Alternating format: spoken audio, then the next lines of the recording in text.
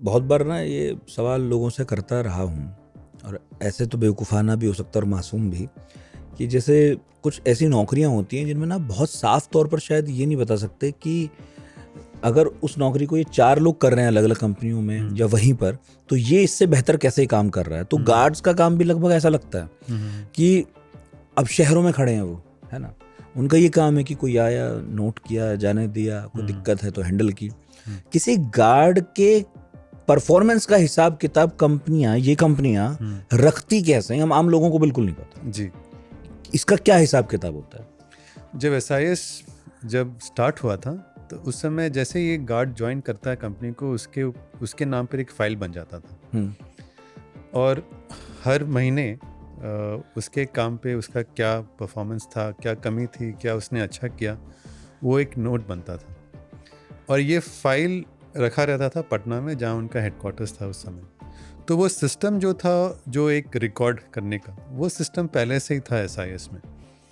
अब फाइल तो बढ़ती गई तो उनको देखना, उनको मेंटेन करना और ऑर्गेनाइज करना मुश्किल था। इसीलिए SIS इंडिया में सिक्योरिटीज़ कंपनियों में तो सबसे पहला था और इंडिया में भी वन ऑफ द फर्स्ट था जो कंप्यूटर लेके आया।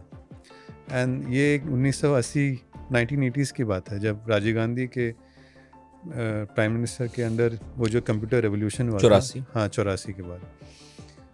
तो टेक्नोलॉजी फिर यूज़ किया गया कि कैसे इनका रिकॉर्ड रखें, इनका परफॉर्मेंस का रिकॉर्ड रखें। इनके मैनेजर जो थे, जो हर सुपरवाइज़र का हर महीने रिपोर्ट आता था, तो वो रिकॉर्ड किया जाता था। तो क्या व्यवहार कैसा है, कौन कैसा काम कर रहा है, किस में कमी है। अगर कोई बहुत ज़्यादा ही इन्वॉल्व हो रहा है किसी कंपनी में, उसको ट्रांसफ़र कर दिया जाए ताकि इंडिपेंडेंट रहे, दोस्त ना हो जाए, ज़्यादा दोस्ती ना हो जाए। 6-6 महीने में ट्रांसफर है। 6-6 महीने में ट्रांसफ़र होती थी। तो उसके हिसाब से तो यही ऐसे रिकॉर्ड किया जाता था। अभी तो खैर टेक्नोलॉजी है जो HR में यूज़ होते हैं, ये बहुत बड़ी बात नहीं लगती है, लेकिन तभी से उनका एक सिस्टम था कि डेटा जो है बहुत मायने रखता है और वो डेटा कैसे रिकॉर्ड करें, वो एक सिस्टम था।